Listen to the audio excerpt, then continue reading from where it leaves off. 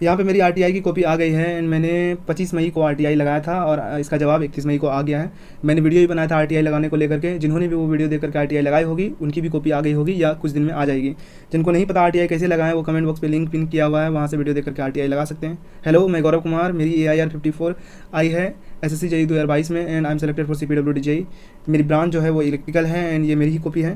मेरे प्री में 148.5 and mains में 252 मार्क्स आए हुए हैं। टोटल 400.5 मार्क्स मेरे बने हुए हैं। चलिए मेंस कॉपी एनालिसिस करते हैं। यहाँ पे आप देख सकते हो कि ये 2022 की कॉपी है। यहाँ पे बुकलेट नंबर होता है and this my branch electrical. 4 important points यहाँ पे जो मेंशन करने होते हैं कॉपी में, जिनके बिना आपका कॉपी रिजेक्ट होता है, वो रोल नंबर है, यहाँ पे सिग्नेचर, यहाँ पे left hand thumb impression and कौन सी लैंग्वेज में आप एग्जाम दे रहे हो वो, यहाँ पे इन्विजिलेटर का सिग्नेचर जो कि इन्विजिलेटर करेंगे। पहले क्वेश्चन में मेरे 60 मार्क्स आए, दूसरे क्वेश्चन में भी 60, तीसरे में 54, 52 फोर्थ क्वेश्चन में एंड फिफ्थ मैंने अटेम्प्ट नहीं किया था। 6 में 26 क्वेश्चन आए, टोटल 252 मार्क्स मेरे यहाँ पे बने हुए हैं। अब चलिए क्वेश्चन देख लेते हैं क्या क्या क्या आया था। ये था पहला क्वेश्चन जिसमें बताया गया था टोस्टर का रेटिंग दे दिया गया था, power end voltage rating, and बताया गया था किसी अदर वोल्टेज यानी 220 वोल्ट पे अगर सप्लाई कर रहे हैं तो तब वो पावर कितना कंज्यूम करेगा। तो सबसे पहले यहाँ पे हमने क्या किया कि जो 2000 वोल्ट है पावर, उस पर हम 2000 वाट और 230 वोल्ट जो सप्लाई है उस पर हमने क्या किया कि रेजिस्टेंस निकाल लिया एंड रेजिस्टेंस निकालने के बाद 220 वोल्ट पे हमने यहाँ पे पावर कैलकुलेट कर दिया एंड पावर कैलकुलेट करके 1829.86 वाट है। टोटल यहाँ पर 15 नंबर का क्वेश्चन था, 15 नंबर यहाँ पे मिल गया। अगला क्वेश्चन यहाँ पे था इंडक्टर को लेकर के, यहाँ पर बताया गया था L1 एंड L2 की एक L1 एंड L1 का जो वैल्यू था वो 2L2 के बराबर था और यहाँ पे ये फिगर दिया हुआ था। बताया गया था कि L1 L2 such that the equivalent inductance, L1 और L2 का मान निकालना है ताकि इक्विवेलेंट इंडक्टेंस कितना हो जाए, 0.8 हेनरी आ जाए।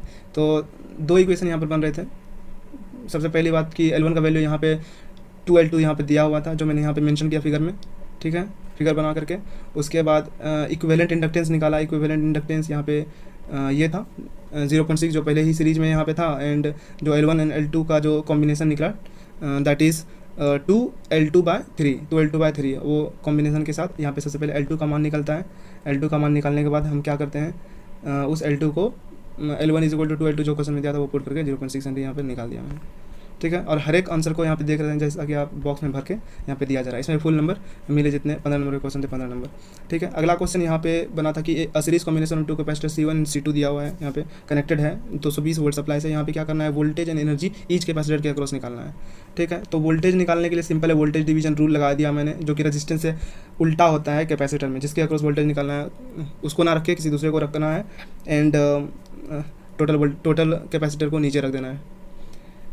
यहाँ पे जैसा कि आप देख सकते हैं कि जब भी फिगर मैं बना रहा था यहाँ पे पहले ही डिनोट कर दे रहा था कि V1 क्या है, V2 किसके अक्रॉस वोल्टेज है। उसके बाद V1 V2 लिखने के साथ साथ भी मैं क्या करता था कि तो उसको बता देता था कि ये वोल्टेज अक्रॉस C1 है, ठीक है, ताकि अगर वो डिनोट करने के बाद भी नहीं समझे तो उनको समझ में आ जाए। उसके बाद क्या था, वोल्टेज निकाला, वोल्टेज डिवीजन रूल के बाद दोनों कैपेसिटर के अक्रॉस वोल्टेज यहाँ पे मैंने निकाल दिया। उसके बाद यहाँ पे 7.5 नंबर का क्वेश्चन था, 7.5 नंबर दे दिया उन्होंने। एनर्जी क्या था, हर एक कैपेसिटर का फॉर्मूला लगाया एनर्जी स्टोर का, जो कि होता है ½ C V²। यहाँ पे ½ C V² का फॉर्मूला लगा और उसका वोल्टेज लगा करके दोनों कैपेसिटर के अक्रॉस का एनर्जी यहाँ पे निकल गया। इस पर भी 7.5 नंबर यहाँ पे मिला हुआ। अगला क्वेश्चन 1 नंबर का जो लास्ट क्वेश्चन है, यहाँ पे पूछा गया है कि सर्किट में कितने करंट फ्लो हो रहे हैं एंड जो पोटेंशियल डिफरेंस है हर एक रेजिस्टेंस के अक्रॉस वो कितना है। सबसे पहले दोनों 7.5 नंबर का यहाँ पर क्वेश्चन है। सबसे पहले क्या किया, मैंने सर्किट यहाँ पे बना लिया और सर्किट बनाने के बाद यहाँ पे सबसे पहला काम कि सबको नॉमिनेट कर दिया कि कौन सा वोल्टेज इसके अक्रॉस है पोलैरिटी के साथ। आप देख सकते हो यहाँ पर पोलैरिटी पहले मैंने दे दिया है। उसके साथ सबसे पहले KVL लगाया सर्किट में। KVL लगाने के बाद जो करंट निकला 1.67 एम्पियर। यहाँ पे बटे में भी आंसर रहा और पॉइंट में भी आंसर, क्या पता किस फॉर्म में उनके बुकलेट में आंसर होगा। और फिर जो सेकेंड क्वेश्चन था कि हर एक रेजिस्टेंस के अक्रॉस वोल्टेज निकालना है, वही डिनोट करते हुए V2 क्या है, वोल्टेज अक्रॉस 5 है लिखा और करंट को हर एक रेजिस्टेंस के साथ गुना करके सबका value V1 and V2 and V3 का रिस्पेक्टिव निकाल दिया, ठीक है। यहाँ तक पहले क्वेश्चन में तो ऐसा कोई क्वेश्चन नहीं था जिसमें दिमाग ज़्यादा लगे। सेकंड क्वेश्चन से थोड़ा सा लॉजिक स्टार्ट हो जाता है, ठीक है। सेकंड क्वेश्चन में पहला क्वेश्चन RL का वैल्यू पूछा है कि RL का वैल्यू क्या होगा ताकि वो मैक्सिमम पावर ऑब्जॉर्व करे। तो सिंपल है कि मैक्सिमम पावर ऑब्जॉर्व करने के लिए क्या करना पड़ेगा, हमको थेवेनिन्स के फॉर्म में इसको तोड़ना पड़ेगा। जो थेवेनिन्स रेजिस्टेंस आएगा वही होगा RL जिस पे मैक्सिमम पावर हो जाएगा। तो सबसे पहले मैंने क्या किया, ओपन किया, यहाँ पे देख सकते हो रेजिस्टेंस को ओपन किया और सारे वोल्टेज सोर्स को शॉर्ट करने के बाद फिर हम इक्विवेलेंट रेजिस्टेंस निकाल लिया 5 ओम, वही हमारा RL हो जाएगा। यहाँ पे जो भी लिखना होता है आप देख सकते हो पॉज करके, वो मैंने लिख के आराम से बता दिया। टोटल यहाँ पे मार्क्स मिल गए। अब यहाँ पे जो अगला क्वेश्चन था, ये क्वेश्चन पहला ट्रिकी क्वेश्चन आया था इसके अंदर, ठीक है, जो कि मुझे लगा। इसमें क्या था कि पूछा गया था 5 ओम के अक्रॉस क्या होगा, करंट क्या निकालना है और थेवेनिन से। दो बात ध्यान में रखे कि थेवेनिन से निकालने बोल रहा है और 5 ओम के अक्रॉस। कभी कभी लोग ये नहीं देखते कि क्या किसके थ्रू निकालना है, कुछ से किसी भी रूल लगा करके निकाल देते हैं, उससे नंबर कट जाएगा, ठीक है। तो सबसे पहले मैंने क्या किया, थेवेनिन रेजिस्टेंस के लिए 5 ओम को ओपन करना था, ओपन कर दिया यहाँ पे 5 ओम को और सारे वोल्टेज सोर्स को शॉर्ट करके इक्विवेलेंट रेजिस्टेंस निकाल लिया। ये थेवेनिन रेजिस्टेंस निकल गया। अब थेवेनिन वोल्टेज निकालने में क्या ट्रिकी था कि थेवेनिन वोल्टेज सबसे पहले जो थेवेनिन वोल्टेज होगा यहाँ पे वो क्या होगा, इस 10 ओम के अक्रॉस वोल्टेज भी होना चाहिए और प्लस 20 वोल्ट। तो बहुत लोग क्या किए, इस 20 वोल्ट को अलग अलग लोग, कुछ लोग तो 20 वोल्ट को नेगलेक्ट कर दिए होंगे, ठीक है। कुछ लोग क्या किए होंगे कि पोलैरिटी डिफरेंस के चक्कर में गलत किए होंगे कि घटा दिए होंगे, तो उससे उनका गलत आंसर आ गया होगा। तो ये 2 रीज़न था जहाँ पे गलत कर सकते थे लोग। तो उसके बाद क्या किया, 10 ओम के अक्रॉस आराम से वोल्टेज निकाला जो कि 60 वोल्ट आया और 60 प्लस जो 20 वोल्ट दिया था 80 निकाल के पुट किया यहाँ थेवेनिन सर्किट में। एंड पुट करने के बाद थेवेनिन रेजिस्टेंस भी 5 और जिस रेजिस्टेंस के अक्रॉस हमको करंट निकालना है वही 5, करंट यहाँ पे आराम से निकल गया, ठीक है। अगला क्वेश्चन यहाँ पे पूछा गया जा रहा है सेकेंड ट्रिकी क्वेश्चन। ये तो मैं लास्ट में ये क्वेश्चन बनाया हूँ, मुझे उस टाइम पे थोड़ा सा डाउट हो रहा था, ठीक है। तो 2 कॉइल एक्स एंड वाई दिया हुआ है, ईच हैविंग 1000 टर्न है और माउंटेड होता है, so that part of the flux setup by one link the other, एक के द्वारा दूसरे में लिंक कर रहा है। When the current throw coil x is changed, x coil में अगर करंट चेंज हो रहा है +5 से -5 1 सेकंड में, and EMF 10 milli volt is induced होता है कॉइल वाई में। तो कैलकुलेट क्या करना है, म्यूचुअल इंडक्टेंस को कैलकुलेट करना है बिटवीन कॉइल्स। दूसरा क्या करना है, the flux produce in coil Y due to the 5 ampere in coil X के कारण, और कॉइल एक्स में 5 एम्पियर फ्लो हो रहा है तो कॉइल वाई में कितना फ्लक्स प्रोड्यूस होगा। तो ये दूसरा क्वेश्चन था, ठीक है। तो क्या करना था, सबसे पहले सर्किट बना दिया और कॉइल वाई में जो वोल्टेज इंड्यूस हो रहा है वो यहाँ पे मैंने दिखा दिया 10 मिली वोल्ट, ठीक है। दोनों का टर्न यहाँ पे दिखा दिया। अब क्या था, V2 हम यहाँ पे म्यूचुअल इंडक्टेंस वाला फॉर्मूला लगना था, V2 is equal to mutual inductance di1/dt। तो क्या था, V2 का वैल्यू दिया हुआ था, म्यूचुअल इंडक्टेंस निकालना था, di1 निकालना है, +5 to -5 is equal to 10 ampere, ठीक है। 1 सेकेंड में नीचे 1 लिख दिया मैंने। उसके बाद m को इस कांस्टेंट रख के निकाल दिया, यहाँ पे m का वैल्यू 1 मिली हेनरी आ जाता है, ठीक है। अब क्या निकालना है कि φ1 के कारण, मतलब करंट इन कॉइल x के कारण y में कितना फ्लक्स लिंक कर पा रहा है, ठीक है। तो φ12 हमको यहाँ पे निकालने के लिए बोला जा रहा है, 1 के बदले 2, ऐसा मैं यहाँ पे कंसिडर कर रहा हूँ, ठीक है। अब m का वैल्यू हमने निकाल लिया है, 1 मिली वो हेनरी है m का वैल्यू, एंड जो n2 का वैल्यू 1000, चूँकि दोनों का सेम था, और 5 एम्पियर करंट बोला जा रहा है कि फ्लो कर रहा है। φ12 का मान निकालना है, φ12 को एक जगह रख करके यहाँ पे φ12 का 5 माइक्रोवेबर यहाँ पे आंसर आ गया, ठीक है। ये दूसरा क्वेश्चन ट्रिकी था, यहाँ पे बहुत लोग गलती किए होंगे। अगला क्वेश्चन स्टार्ट होता है CT-PT के बीच में डिफरेंस लिखने के लिए। 10 नंबर का यहाँ पे क्वेश्चन था, देख सकते हो आप, 10 नंबर का यहाँ पे क्वेश्चन था एंड डिफरेंस लिखा। सिंपल जो स्टैंडर्ड टेक्निक होता है लिखने का डिफरेंस, वो पैरामीटर यहाँ पे लिखा, CT लिखा, PT लिखा। बट यहाँ गलती मैंने क्या किया कि सिर्फ 6 ही पॉइंट लिखे हैं। 6 पॉइंट लिखने के साथ भी यहाँ पर 2 बार 5 ही 5 लिखा, हो सकता है उनको 5 दिखाई दिया हो और डायरेक्ट वो 4 नंबर दे करके आगे बढ़ गए होंगे। तो खैर जितना मैंने पॉइंट लिखा उसी के हिसाब से इन्होंने मार्क्स दिया। लेकिन आप देख सकते हैं कि कोई क्या बोलते हैं उसको, रहम नहीं किया गया है मार्क्स देकर के कि ऐसा है 6 पॉइंट लिखा है 6 पॉइंट दे देते हैं। 4 पॉइंट दिया है प्रॉपर तरीक़ा से जो देना चाहिए। इसके आगे और ज़्यादा हद तक काटा गया है मार्क्स, आपको मैं दिखाऊंगा, ठीक है। अगला क्वेश्चन देखते हैं। यहाँ पे बताया गया, यहाँ ये अगला क्वेश्चन है एक ट्रिकी टाइप का। इसमें यही पूछा गया है कि जो मूविंग कॉइल मीटर है उसका टर्न दिया हुआ है और उसका लेंथ एंड विड्थ दिया हुआ है, और बोला गया है कि जो फ्लक्स डेंसिटी है वो भी दिया गया था यहाँ पे, और करंट कैरिंग 2 मिली एम्पियर ये भी दिया गया था। लेकिन जो पूछा गया था find the turning moment of the coil, बहुत से लोग turning moment of the coil क्या होता है वो नहीं समझ पाए। तो ये डिफ्लेक्टिंग टॉर्क होता है, जो नहीं समझ पाए उनको पता नहीं था क्या फॉर्मूला लगाना था, बस पता रहना चाहिए कि फॉर्मूला क्या लगे, उसके बाद तो ये आंसर आ ही जाता, ठीक है। तो आराम से ये जो फॉर्मूला लगता NIBA वाला फॉर्मूला लगता, सारे वैल्यू दिए हुए थे, एरिया का वैल्यू नहीं दिया था, बस निकल जाता एरिया का वैल्यू, और पुट करने के बाद डिफ्लेक्टिंग टॉर्क का टोटल मार्क्स यहाँ पर भी मिल गए, ठीक है। आगे बढ़ते हैं अगला क्वेश्चन में। अगला क्वेश्चन यहाँ पर पूछा गया है कि a pure inductive coil is connected होता है इन सीरीज विद, एक प्योर इंडक्टिव कॉइल है वो कि 10 ओम के रेजिस्टेंस के साथ कनेक्ट है सीरीज में, एंड जो रेजिस्टेंस के अक्रॉस जो है 20 वोल्ट है, इंडक्टर के अक्रॉस 30 वोल्ट का ड्रॉप हो रहा है। तो इंडक्टिव रिएक्टेंस निकालना है एंड सप्लाई वोल्टेज निकालना है। इंडक्टिव रिएक्टेंस आराम से निकल जाता, क्यों? क्योंकि 30 वोल्ट दिया है, बस इसके अक्रॉस करंट निकालिए तो आराम से रिएक्टेंस निकल जाता। करंट किसके हेल्प से मैंने निकाला? करंट रेजिस्टेंस के अक्रॉस जो वोल्टेज है उसके हेल्प से मैंने करंट निकाल दिया। यहाँ पे 2 एम्पियर करंट आया और 2 एम्पियर को 30 वोल्ट से भाग देने पर रिएक्टेंस निकल गया। और जो रही बात टोटल वोल्टेज निकालने का, तो टोटल वोल्टेज मैंने दोनों वोल्टेज जो 20 और 30 वोल्ट है, दोनों वोल्टेज का जो फेजर सेल्स के थ्रू यहाँ पर टोटल वोल्टेज निकल गया। इसमें भी जितना टोटल मार्क्स था वो पूरा मिला। उसके बाद जो थर्ड का डी क्वेश्चन है, हाँ ये क्वेश्चन भी ट्रिकी था, बहुत लोग इसको सॉल्व नहीं कर पा रहे थे। कारण था कि डेरिवेशन सबको पता नहीं था, कभी किए नहीं थे, जिनको पता था वो कर गए। हाँ ठीक है, इसमें क्या था कि स्टार में बताया गया है कि हर एक फेज का जो रेजिस्टेंस है, रिएक्टेंस है, वो ये था, दिया गया था। और बताया गया था स्टार में टोटल पावर जो है स्टार कनेक्शन में W वॉट है। तो सेम ही इम्पीडेंस को अगर हम डेल्टा कनेक्शन में कनेक्ट करें तो कितना टोटल पावर कंज्यूम होगा। तो सबसे पहले मैंने क्या किया, स्टार में जो पावर है अपने अनुसार से कितना आया वो दिखाया मैंने। तो स्टार पावर के लिए सबसे पहले लाइन वोल्टेज माना, फेज वोल्टेज लाइन वोल्टेज के रिस्पेक्ट में निकालना, जो इंपीडेंस दिया था वो रखा यहाँ पे। तो जो फेज वोल्टेज निकला यहाँ पे, जो लाइन वोल्टेज मानने के √3 से भाग देने पर जो फेज वोल्टेज निकलता है वो स्टार में, ठीक है। और जो इंपीडेंस निकाला वो 4 और 3 का फेजर सम से 5 ओम का इंपीडेंस निकल गया। करंट निकालने के लिए बस फेज वोल्टेज बटे फेज रेजिस्टेंस करना, फेज इंपीडेंस करना होता है।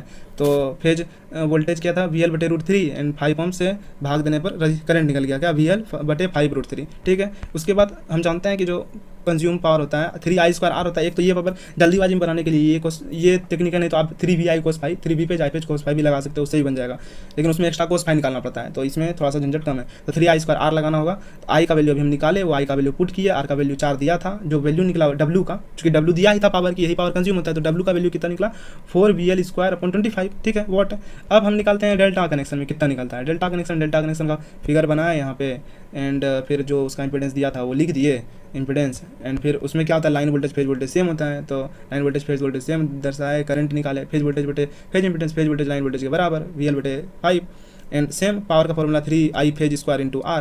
तो I फेज का VL बटे 5, I फेज का वैल्यू पुट किए, जो वैल्यू निकल के आया 3 × 4VL² 25, और स्टार में क्या निकला था, सिर्फ 4VL² 25, तो 3 टाइम्स मोर आया। तो यहीं पर इक्वेशन 2 को कंपेयर करके बता दिए कि 3 वाट यानी 3W आएगा इसका आंसर। तो यहाँ पर भी फुल मार्क्स दिए गए, ठीक है।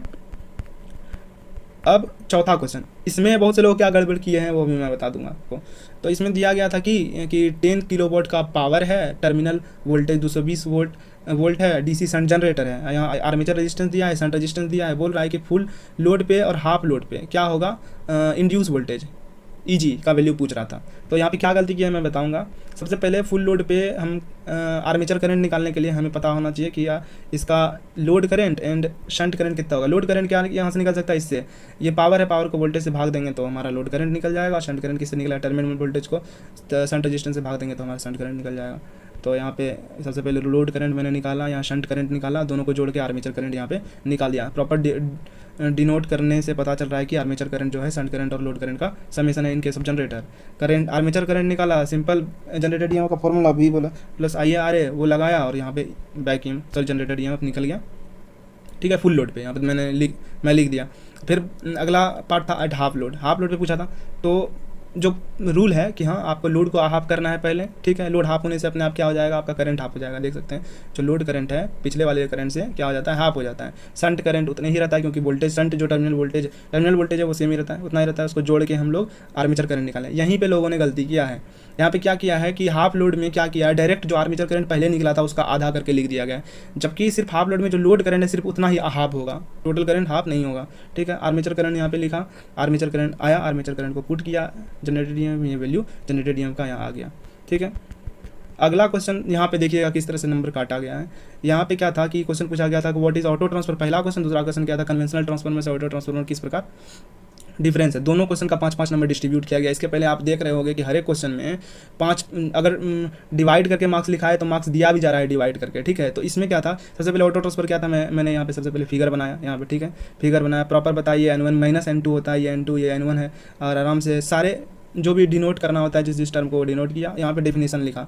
Auto transformer is an special type of transformer which have a common portion of the winding between the primary and secondary winding, लिख दिया। यहाँ पे पहला क्वेश्चन का आंसर खत्म हुआ। यहाँ पे उनको 5 में से कुछ मार्क्स जरूर देने थे, एटलीस्ट 3 इतने तो देने थे, लेकिन उन्होंने एक भी मार्क्स यहाँ पे दिया नहीं। अगला क्वेश्चन यही था कि difference between auto transfer and two winding transfer लिखना था। 5 नंबर का क्वेश्चन था, लेकिन नो पॉइंट्स मैंने लिखे हैं। आई पॉइंट्स तक आप समझ सकते हैं कि नो पॉइंट्स मैंने लिखे हैं, लेकिन आप देख सकते हैं कि इस 5 के लिए तो यहाँ पे उन्होंने 4 नंबर दे दिए, ठीक है, लेकिन इसके लिए एक भी नंबर यहाँ पे मुझे नहीं मिला इस क्वेश्चन, इस आंसर के लिए। या हो सकता है दोनों को मिला करके नंबर दिया हो, आप किसी भी तरह से इसको कंसीडर कर सकते हैं। तो दोनों मिला के 10 नंबर में 4 नंबर, ये इतना कम इसमें मिलना नहीं था, ठीक है। और अगर एक में 4 दिए हैं तो दूसरे में नंबर नहीं मिला, इस तरह से आप समझ सकते हैं। अब ये गलती है या फिर जानबूझ के नंबर काटा गया तो एक चेक करने वाला ही जाने। अब अगला क्वेश्चन यही है कि what is the voltage regulation effect of nature of load on it, voltage regulation पे क्या इफेक्ट पड़ता है लोड के अनुसार से। तो सबसे पहले वोल्टेज रेगुलेशन का यहाँ पे मैंने डेफिनेशन लिखा। डेफिनेशन लिखने के बाद फिर इक्विवेलेंट सर्किट बनाया, फिर टर्मिनल वोल्टेज यहाँ पे वोल्टेज रेगुलेशन का फॉर्मूला लिखा, फिर फेजर डायग्राम बना करके specially for lagging and leading load का या वोल्टेज रेगुलेशन का फॉर्मूला निकाल दिया, ठीक है, इतना कर दिया। उसके बाद मैंने यहाँ पे बता दिया कि as we can see that the voltage regulation of the lagging load and leading load, it is possible for lagging load voltage regulation always positive, ठीक है, एंड लीडिंग लोड में 3 कंडीशन हो सकते हैं, पॉजिटिव, नेगेटिव एंड जीरो। वो कब होगा, जब आर पर यूनिट कोस अगर ग्रेटर होगा तो पॉजिटिव, अगर कम होगा तो नेगेटिव, यानी इक्वल होगा तो जीरो हो जाएगा। ये मैंने बता दिया। टोटल 15 नंबर का क्वेश्चन था, 12 नंबर मिला, एकदम सही मार्क्स इसमें दिया गया है। इसमें ज़्यादा एक्सपेक्ट करना भी सही नहीं होता। 15 नंबर के क्वेश्चन में 12 नंबर, ठीक है, थ्योरी में। अब अगला क्वेश्चन था इंडक्शन मशीन से। इंडक्शन मशीन में बोला गया था 440 वोल्ट का टर्मिनल वोल्टेज है, 50 हर्ट्ज फ्रीक्वेंसी है, and 4 pole induction motor has a rotor standstill दिया हुआ है, EMF 120 वोल्ट। स्टैंड स्टिल मतलब आप स्लिप 1 कंसीडर कर सकते हो, ठीक है। रन कर रहा है मोटर इतना, स्लिप तो निकालना इजी था, फ्रीक्वेंसी भी इसमें लोग निकाल लेते हैं रोटर इंड्यूस EMF का, बट जो रोटर इंड्यूस में EMF पर फेज है यहाँ पे गलती कर सकते थे लोग। ऐसे 5-5-5 करके तीनों 15 नंबर का क्वेश्चन था। अब देखते हैं स्लिप तो आराम से निकल गया, NS - NR/NS दोनों वैल्यू में मैंने आंसर दिया, पॉइंट में भी और परसेंटेज में भी। उसके बाद जो फ्रीक्वेंसी निकालना है रोटर का, वो स्लिप इनटू सप्लाई फ्रीक्वेंसी करके रोटर फ्रीक्वेंसी निकल गया, इसमें 5 नंबर मिल गए। एंड जो रोटर इंड्यूस यहाँ पर फेज निकालना है रनिंग कंडीशन में, तो रनिंग कंडीशन में आपको स्लिप को कंसीडर करना होगा, स्लिप से गुना कीजिए, एट स्टैंड स्टिल में जो EMF है आपका 2 वोल्ट रोटर इंड्यूस EMF आ जाएगा, ठीक है। अगला क्वेश्चन 5 नंबर में क्या है कि देखिए बल्क रेजिस्टेंस यहाँ पर पूछा गया। ये सब जो हैवी वर्ड का यूज किया गया है, इसको देख करके उस वक्त दिमाग काम नहीं किया, तो इसलिए मैंने 5 नंबर क्वेश्चन को छोड़ने का राय बनाई। ये क्वेश्चन तो बन जाता, सेकंड नंबर क्वेश्चन आराम से ट्रांजिस्टर का है, ये तो बन जाता, लेकिन पहले में जो बल्क रेजिस्टेंस है उसमें थोड़ा डाउट था हमको, और दूसरा यहाँ लैडर लॉजिक जो स्टेयर केस वायरिंग होता है वो उसका सर्किट याद नहीं था मुझे, तो यही 15 नंबर जाते हैं। इसलिए 25 नंबर तो ऐसे जाते हुए दिख रहा था, दैट्स वाई मैंने सोचा कि नहीं इसको अटेम्प्ट करना सही नहीं रहेगा। 6 नंबर का क्वेश्चन सारा मुझे आता था, सिर्फ 10 नंबर का क्वेश्चन छोड़ के बाकी 50 नंबर का क्वेश्चन आता था, तो मैं 6 नंबर का कंसिडर किया। लेकिन यहाँ पे क्या हुआ गलत, यहाँ पर तो इस हिसाब से नंबर काटा गया था। आप देखिए हुआ क्या, यहाँ पे बोला गया 2.3 किलो वोल्ट का सिंक्रोनस मोटर है, 3 फेज का, पर फेज रेजिस्टेंस दिया है, रिएक्टेंस यहाँ पर दिया गया है, एंड पावर फैक्टर भी बता गया कि लीडिंग है, और करंट फ्लो दिया गया है यहाँ पे लाइन करंट 200 एम्पियर का, और एक्साइटेशन वोल्टेज पर फेज निकालने वाला है।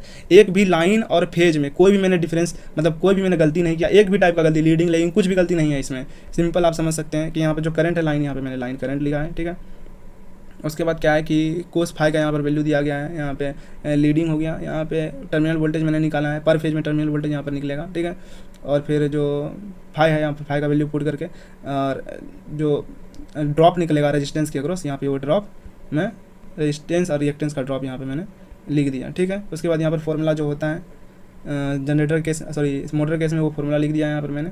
और उसके बाद देखिए पुट किया तो जो वैल्यू आ रहा है वो 1708 वोल्ट आ रहा है, ठीक है, 1708 पॉइंट समथिंग आ रहा है, तो ये एक्चुअल वैल्यू है। यहाँ पे देख सकते हैं आपकी 1707.11 वैल्यू दिया गया है मेरे थ्रू। हो सकता है कि मैंने पॉइंट के बाद डेटा सही से उस टाइम पुट नहीं किया होगा, तो इतना डिफरेंस आ गया। 1 वोल्ट के डिफरेंस से आप देख सकते हो 8 मार्क्स यहाँ पे गए काम से, तो इस हद से काम हुआ है, ठीक है यहाँ पे। और चूँकि देखिए आपको यहाँ पे लाइन करंट के बाद यहाँ पे देखिए स्टार कनेक्टेड सिंक्रोनस मोटर है, इसलिए लाइन करंट और फेज करंट दोनों सेम होता है, ठीक है। इसलिए यहाँ पे जो लाइन करंट है वही फेज करंट कंसीडर होगा। कोई भी गलती नहीं है, मैंने बार चेक किया हूँ इस क्वेश्चन को, एंड जब मैं मार्क्स जोड़ रहा था तब भी मैं श्योर था कि इसका मार्क्स मुझे फुल मिलेगा, लेकिन यहाँ पर भी 8 नंबर एक्स्ट्रा काटे गए हैं सिर्फ 1 वोल्ट का डिफरेंस होने के चक्कर में। तो आप समझ सकते हैं कि किस लेवल की एक्सपेक्टेशन रखी गई है स्टूडेंट्स के थ्रू। अब अगला क्वेश्चन है, क्वेश्चन देखिए किस तरह फ्रेम किया गया है। Why because relay is use in a transformer, merge circuit क्यों यूज किया गया, बस कारण पूछा गया क्यों यूज किया गया, फिर भी मैंने सर्किट बनाया। 10 नंबर का क्वेश्चन था, इसीलिए ऐसा लगता है कि ज़्यादा डीप लिखना नहीं है हमको, क्योंकि टाइम का भी वहाँ पर प्रॉब्लम होता है। तो सबसे पहले मैंने सर्किट बनाया और कारण सिर्फ बता दिया कि क्यों यूज किया जाता है, थोड़े बहुत एक्स्ट्रा पॉइंट लिख दिए हैं, ठीक है। लेकिन देख सकते हैं आप 10 में 3 नंबर, ठीक है। अब ये सोच रहे होंगे कि इनको पूरा बुकोल्स रिले का कंस्ट्रक्शन वर्किंग सब कुछ यहाँ पर लिख के दिखाना था, लेकिन क्वेश्चन सिर्फ पूछ रहा है कि वाई क्यों यूज किया जाता है बुकोल्स रिले को ट्रांसफार्मर में, ठीक है। तो इस तरह से 3 नंबर मतलब 7 नंबर यहाँ पे गए, इस हद से कटिंग हुई है नंबर। और फिर आप थ्योरी में तो सही में मतलब बहुत ज़्यादा एक्सपेक्टेशन था इन लोगों को, स्टूडेंट से, ऐसा देख के पता चल रहा है। डिरेक्टिंग फैक्टर के बारे में पूछा है, डिरेक्टिव फैक्टर तो मैं मैक्सिमम चीज़ इसमें गलत ही लिखा गया है, 1 नंबर मिले हैं, ज़्यादा एक्सपेक्ट भी नहीं करना चाहिए, इसमें सही मार्क्स मिला है, कोई दिक्कत नहीं है इसमें। अगला क्वेश्चन जो है वो है right different type of the tariff examples. देखिए यहाँ पे क्या है कि क्वेश्चन पूछे छठा डी, इसके बाद सिर्फ 3 ही पेज था इस कॉपी में बचा हुआ, ठीक है। मैंने तीनों पेज फुल किया है। 3 पेज में जितना भी टाइप आपको पता रहे आप हटा सकते हो, उतने ही आप हटाने का कोशिश करोगे। यहाँ पर पहले मैं 3 पेज देख करके क्या किया, मैंने कुछ हिस्सा यहाँ पे छोड़ दिया कि जो टाइप हटेंगे मैं उनको ही बाद में सिर्फ यहाँ पे मेंशन करूँगा। यहाँ पे आप देख सकते हो मैं पेज छोड़ा, पहले जितना टाइप यहाँ नीचे हट सकता है उतना ही टाइप मैं यहाँ पे लिखने का कोशिश कर रहा था, ठीक है। फिर नीचे यहाँ टाइप लिखते गया, 1 2 3 4 5 टाइप ही अट पाए। यहाँ पर देख सकते हो आपकी स्पेस फॉर रफ स्टार्ट हो जाता है। ऐसा नहीं कि उन्होंने फोटो नहीं खींचा, 77 पेज आप देख सकते हो, ये 78वां पेज है, यहाँ पर से देख सकते हैं, वहाँ खत्म हो गया पेज। टोटल मैंने लिख दिया, उतने ही टाइप यहाँ पे मेंशन कर पाया। आप देख सकते हो यहाँ पे कि 10 नंबर 50% मार्किंग ओवरऑल। अगर मैं टोटल नंबर को जोड़ूँ, टोटल मार्क्स थ्योरी में 75 की थ्योरी यहाँ पर पूछी गई थी। अगर जो भी लोग 6 नंबर बना रहे हैं, 5 नंबर बना रहे हैं, उसके लिए कुछ अलग हुआ, लेकिन 75 में बिलो 50%, 50 मार्क्स नहीं, 50% से भी कम, मतलब आप समझ सकते हैं कि इसमें कितना मार्क्स दिया होगा। 40 के अप्रॉक्स नंबर, 40 क्या मतलब 35 से भी कम, 35 के अप्रोक्स, 35-36 के अप्रोक्स इसमें मतलब 75 में मार्क्स मिले हैं, 50% से भी कम मार्क्स। और आपको एक न्यूमेरिकल भी दिखाया, 1 वोल्ट के डिफरेंस से वहाँ पर 8 नंबर काटे गए हैं। तो इस लेवल की चेकिंग हुई है। अभी रिग्रेट हो रहा है पूरा तरह से कि अगर सही ढंग से वो 1708 वोल्ट लिख देता तो अभी नज़ारा कुछ और रहता, मेरा रैंक कहाँ चल जाता मुझे ही पता नहीं, बहुत आगे चल जाता। तो ठीक है, ये रहा पूरा मेरा मेंस कॉपी का एनालिसिस। आपको अगर कुछ समझ में नहीं आया होगा तो आप कमेंट बॉक्स पे कमेंट कर दीजिएगा। हाँ, RTI लगाने के लिए आप लिंक है वहाँ पर से देख करके आप RTI लगा दीजिएगा। तो वीडियो कहीं एंड करते हैं। जय हिंद।